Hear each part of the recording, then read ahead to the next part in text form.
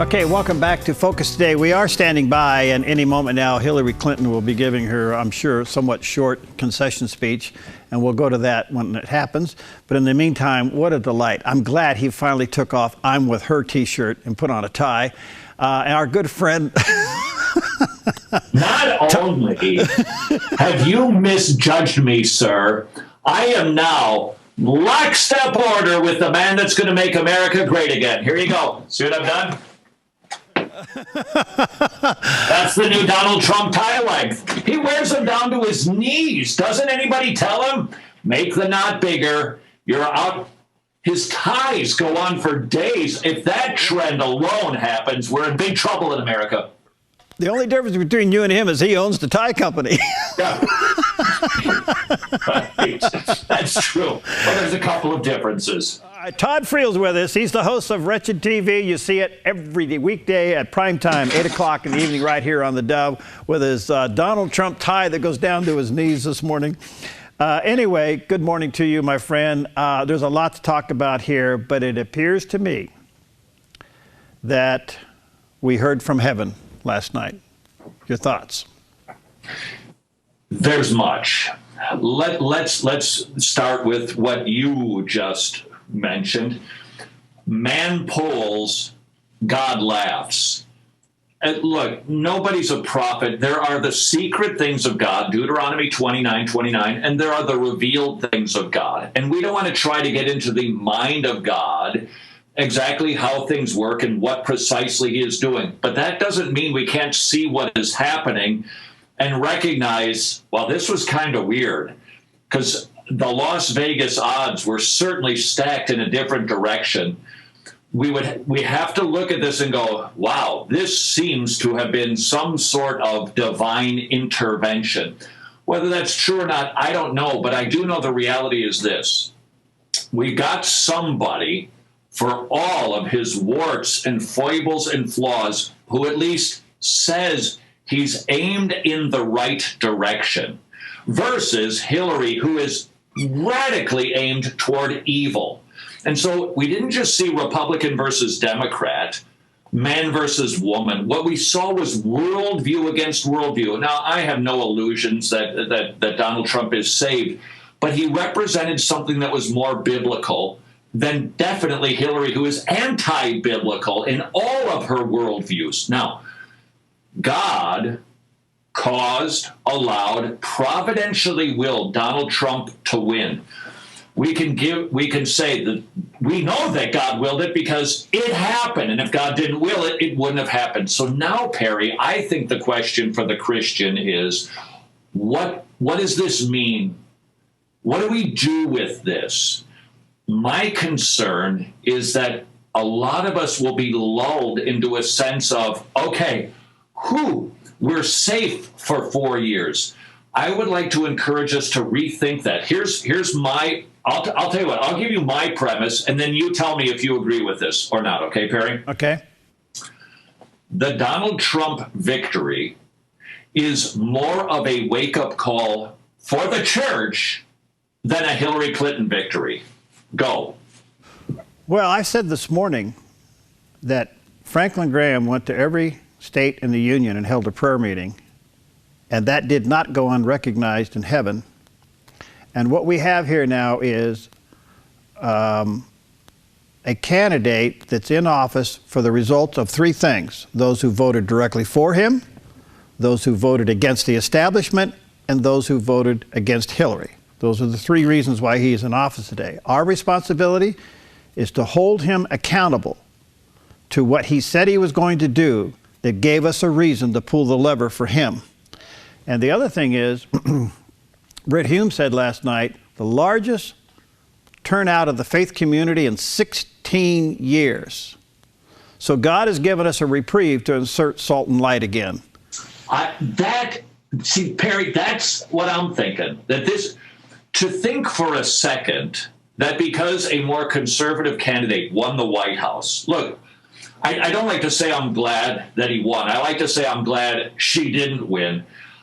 That does not mean the forces of evil, the forces of death, the forces of sin are not continuing with their agenda. So I agree with you. Let's hold him accountable. Let's hope and pray that he does some of the things he said he would do. That would be good. But we better not think for a second that that's going to fix this light versus darkness battle. I think indeed, Perry, I agree with you. We got a reprieve from the onslaught of what I believe to be persecution coming quickly. But that doesn't mean it's going to stop for 4 years, and then they're not going to continue working on becoming more progressively sinful. So the church, I think, needs to look at this and say, thank you, Lord, for the temporary reprieve. Thank you for the blessing. Now, what are my marching orders as a Christian, and what can I do to battle the forces of light and darkness? Yeah, I think we better accept this humbly and realize that 50% of those are still with the other side. And it would be easy for us to just categorize them as one of them when actually we are called to evangelize them. Perry, this is, look, like I said, I'm sure there are some evangelicals who are very excited about Donald Trump. Many of us are like, well, it's certainly better than the alternative. So we're glad that somebody who's aimed, hopefully, in the right direction is going to be the president. We're okay. That's a good thing. But note this. Not one person got saved because of the election results. Not one. And I would say, I would even be this bold about it, not to say that politics is not important, but there was no rejoicing in heaven when Donald Trump got over 280. There's rejoicing in heaven when one person gets saved. I think that needs to be our focus. That needs to be what we look at and go, okay, look, we got 4 years where religious liberties are protected, freedom of speech hopefully protected. The Obamacare thing, blessing, potentially lower taxes, blessing, but we got a reprieve. Now let's go about the business of doing the things that cause heaven to rejoice. Very, very well said. And again, I think we need to be very aware that the nation is still bruised and will be for quite a while. And these people that supported Hillary, I want to say this in a way that hopefully it describes it, and I want to be totally respectful here. But in the end, they're broken children that need Jesus. You know what I'm saying? And are we sensitive to that? We may disagree with them philosophically. We may disagree with them politically and every other way. We may even disagree with them theologically. But at the end of the day, they are children that need God's love. You know what? And Hillary Clinton better get saved fast. I'll make a prediction about Hillary Clinton, Perry. I think we're going to watch her health devolve very rapidly. I think she's going to decline very quickly. She was living for this. I think she has some health issues. She has nothing to live for now because her trophy was the presidency. It's not Jesus. It's not family. It's not the local church. It was presidency. And I think she's going to unwind very quickly, and she needs to get saved.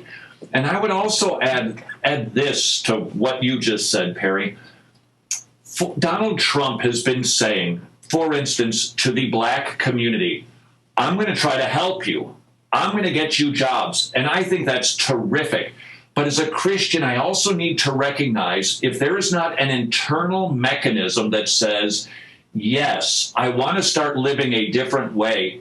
You can put all the government programs into place that you want to, and they're ultimately going to fail. And that's why, again, I see his effort to do that. It might have some benefits, but until everybody's repenting and putting their trust in Jesus and desiring to work for food, to stay married, to raise up their children with a mom and a dad in the house together, rejecting welfare. Why would somebody reject a welfare program if they were not a biblically informed mind? So I don't know that we're going to see radical changes in that community until we see radical heart change in that community. And that goes for every one of these demographics. Transgenderism, nobody decided to take off their dress and not be a transgender because Donald Trump won. Those things only happen when the church is activated in proclaiming the gospel. Very, very well said. Two things that I hope we pray that he stays steady on. One is the defunding of Planned Parenthood. Would be great. And the other one is our relationship with Israel. And I say that because just moments ago, Benjamin Netanyahu gave a congratulatory speech to Donald Trump and said that he has a friend and an ally in the White House, and he looks forward to working for security and peace. You know Israel is happy today. By the way... Wait a second. The Prime Minister of Israel beat Hillary Clinton in congratulating? Yeah. Hey, listen, I'm going to interrupt you. I love you, but I'm going to let you be preempted by Hillary. There's your Donald Trump tie. All right, we're going to go to her. Stick around. We're going to go to her for just for a moment. We got some time. I'll come back to you. Hold on. We're going to go. Here's Hillary Clinton giving her speech. Thank you all. Thank you. Thank you all very much.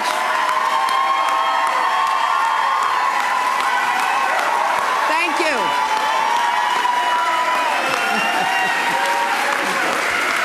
Thank you. Thank you so much.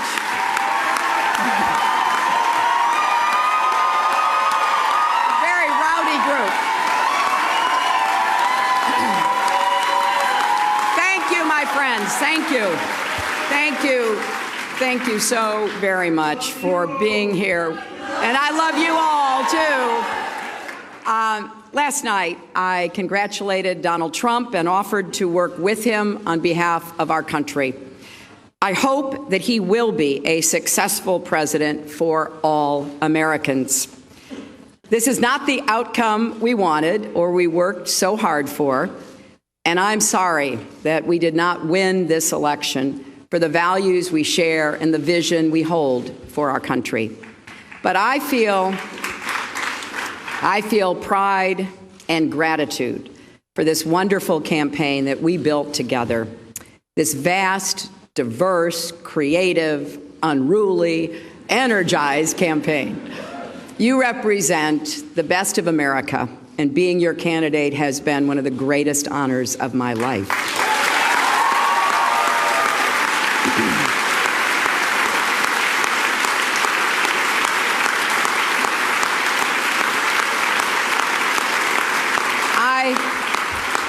I know how disappointed you feel because I feel it too.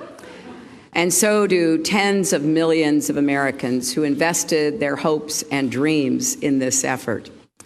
This is painful, and it will be for a long time. But I want you to remember this.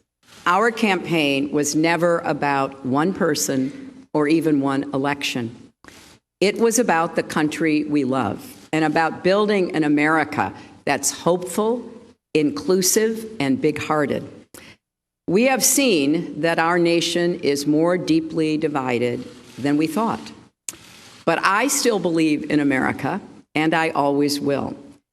And if you do, then we must accept this result and then look to the future. Donald Trump is going to be our president. We owe him an open mind and the chance to lead. Our constitutional democracy enshrines the peaceful transfer of power. And we don't just respect that, we cherish it. It also enshrines other things: the rule of law, the principle that we are all equal in rights and dignity, freedom of worship and expression. We respect and cherish these values too, and we must defend them.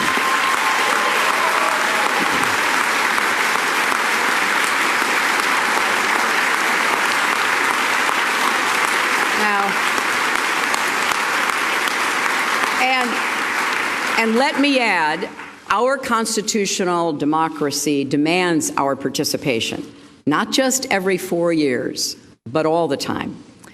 So let's do all we can to keep advancing the causes and values we all hold dear, making our economy work for everyone, not just those at the top, protecting our country and protecting our planet, and breaking down all the barriers that hold any American back from achieving their dreams. We've spent a year and a half bringing together millions of people from every corner of our country to say with one voice that we believe that the American dream is big enough for everyone, for people of all races and religions, for men and women, for immigrants, for LGBT people and people with disabilities, for everyone.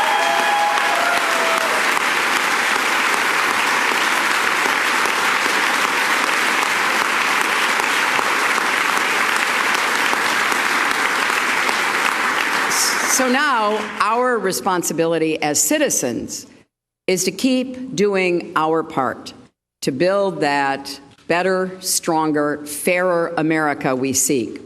And I know you will. I am so grateful to stand with all of you. I want to thank Tim Kaine and Ann Holton for being our partners on this journey.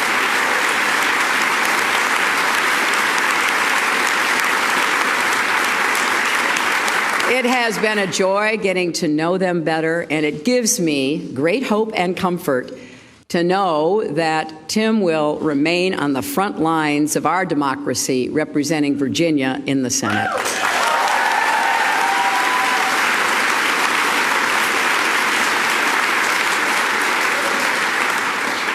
To Barack and Michelle Obama, our country owes you an enormous debt of gratitude.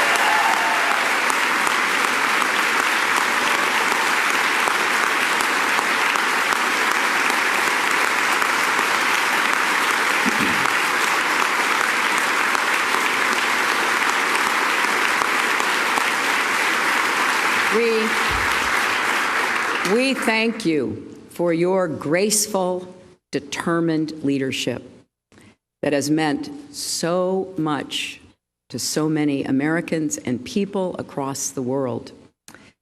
And to Bill and Chelsea, Mark, Charlotte, Aiden, our brothers and our entire family, my love for you means more than I can ever express.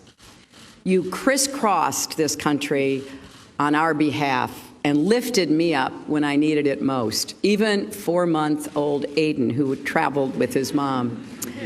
I will always be grateful to the creative, talented, dedicated men and women at our headquarters in Brooklyn and across our country.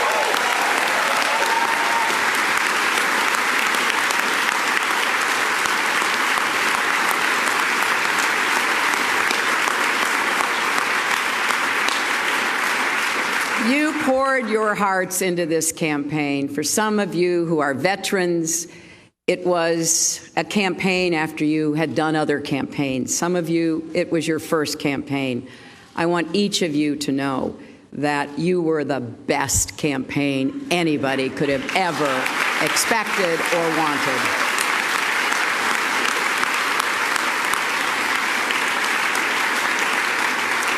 And to the millions of volunteers, community leaders, activists, and union organizers who knocked on doors, talked to neighbors, posted on Facebook, even in secret, private Facebook sites. I want everybody coming out from behind that, and make sure your voices are heard going forward.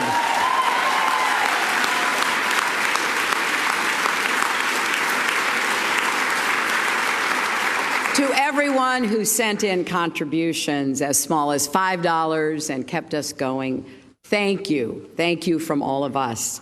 And to the young people in particular, I hope you will hear this. I have, as Tim said, spent my entire adult life fighting for what I believe in. Okay, we're back, and she's winding up her concession speech, and we'll take a quick break, and we'll come back and wrap this up with our good friend Todd Friel. We'll be right back.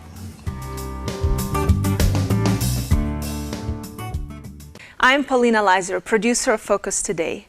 Thank you for watching this video, and make sure to check our other videos at theDove.us.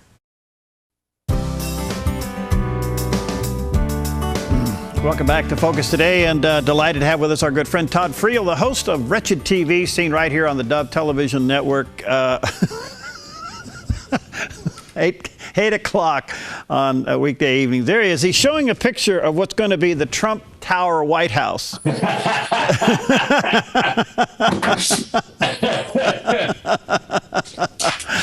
Yeah, he may turn the White House into a... Well, he did. You know what? The irony is he got the United States Post Office and turned it into a Trump Tower. Wait until, when you visit the White House in the future, just wait till you get to play the Lincoln roulette table. Oh, and the Washington 5-card stud, it is going to be quite an experience now. Well, it's official. She's conceded quite a bit of history. Are the Clintons... Miss America, the ones that lost, dressed in their evening gowns. Okay. What happens to the Clintons? What do you think happens? All right, well, let me just read my notes. Oh, wait a second. What's that? You're moving it around. I can't read it. The only election that matters is in Romans 9 and Ephesians 1. Okay. See, who gets saved? That's the big election. All right, I took some notes from Hillary's concession speech, which in tone was gracious. It was loaded, though, with her ideology. But there are 2 points, Perry. I agreed with her wholeheartedly. She said, we owe a huge debt to Barack and Michelle Obama. Boy, do we.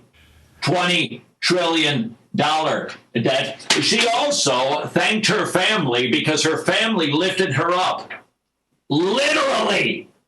Yeah. Now, those are the points that I agreed with. Did you catch freedom of worship and freedom of expression? Those are not the constitutional words. It's freedom of religion. Worship is you can go to church on Sunday, keep it down, and you can do your little worship thing for an hour. That's all that is protected. Freedom of religion says I can go to the highways and the byways and compel them to come into the kingdom. I can do open air preaching. I can witness to strangers. I can talk about Jesus on an airplane. With Hillary, she only wants freedom of worship. Don't miss that, because that was huge, and that will continue to be a theme that grows. The other person that she mentioned in all of this was Tim Kaine. And I gotta tell you something. I couldn't be happier. You know what? I'm glad Mike Pence is the vice president, and I'm glad that Tim Kaine is not. I don't know if you heard Mike Pence. He did a video. He was addressing some pastors at a convention. And Perry, he shared his testimony. He's a rock-solid guy. He goes to a church that has a seminary graduate from the Master's Seminary, which is an ACES seminary. So he's solid, this guy. And I'm so grateful that he's a Christian who holds to his Christian convictions, as opposed to Tim Kaine, who certainly doesn't hold to his. Here's one for you. Who becomes the liberal icon now? Yeah. We'll wait and see. You know, it's funny. Would any of us have guessed that Mike Pence would be like a new leader in the conservative movement? So who knows, Perry? Somebody will pop up. My concern is if that person is attractive, and I mean that in a very broad sense, whether they are silver-tongued, they are able to articulate a message, they look a certain way, carry, that's enough in this country to win. And we should be looking at, are there any conservatives who are going to be attractive in the future? I think Mike Pence is one of those guys. Yeah, I think he's certainly in the future. Marco Rubio won re-election. Do you think he reappears? Now he's back in it, certainly. So sure. And, you know, politics, did we not see this? Perry, was 2 weeks ago, Donald Trump and the recording on the bus with Billy Bush. Gone. It's all political history these days. It's nanoseconds. All right. So what's the responsibility of the faith community now? You know what I would look. Be glad if you want to about the election. I think your word, we received a reprieve from God, and that is a blessing. But let's not waste it. Let's take a look and say, all right, what does this culture really need? And what the culture needs is the gospel. So what is my church doing? What am I doing? What is my family doing to seek and save the lost, now that we can still do that because we still have freedom of religion and not just freedom of worship? Yeah, boy, that is so true. It's big. Well, we'll see what happens. And please note, you individually be involved with politics to do good to people. That's you make that decision. But the marching orders of the church, make disciples, and we still have a chance to do that. Let's not blow it, because I'll tell you, the results in 4 years will not be nearly as happy. By the way, because he's going in, Donald Trump's going in as president with a Republican House and a Republican Senate, I said earlier, he needs to govern as if he's going to be a one-term president. You're not going to have those majorities like this before. What do you think about that? You know what? I have to say it's a blessing. Obamacare is, Perry, you know this from the ministry, from Dove. Insurance costs. Yikes. So that'll be a blessing. I hope he abolishes that. I hope he cleans up the borders. I hope that he lowers the taxes and unties the hands of small business. Those things will just be blessings, but don't forget, they're not blessings from Donald Trump. They're blessings from God, who willed that Donald Trump is the president. And I can't... I just said Donald Trump is the Donald Trump is the president, Perry. The president of the United States, Donald Trump. Say it. Oh, he's president. He's president-elect of the United States. The first time ever we've elected somebody that's never held a public office to president of the United States. Maybe not a bad thing. That might be the best thing that politics needs right now. Talk about draining the swamp. Let me say this, too. Look, I want Hillary Clinton to get saved. But I'll tell you, if she does not get hounded on these potentially illegal issues, the swamp will not get drained. So while I want her to get saved, I fear her health is going to go down. I also want justice to go to work in her Clinton Foundation world. Oh, I think you'll see that. I think the Republicans will lay low because there's nothing she's convicted of now that would require a presidential pardon, so they'll wait till after the inauguration. Hey, good to see you, my friend. God bless you, and keep up the good work. By the way, #1 subject in America is apologetics, and that's what you do. And thank you for your 16-foot tie. You ought to enter that in. This is a beast, isn't it? Hey, you know what? I have a tie you may want someday. I have a tie signed by George W. Bush and Dick Cheney. I have an Elvis Presley scarf with his sweat on it.